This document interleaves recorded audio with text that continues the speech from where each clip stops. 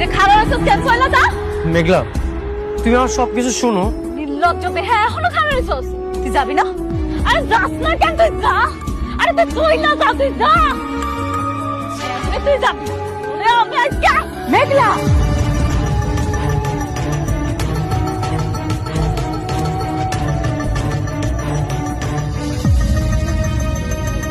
মেঘলা, তুমি আমাকে জুতা দিয়ে মারবে?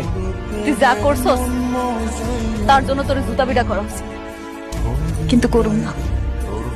কেন করুম না জানোস? কারণ আমি তোরে ভালোবাসি,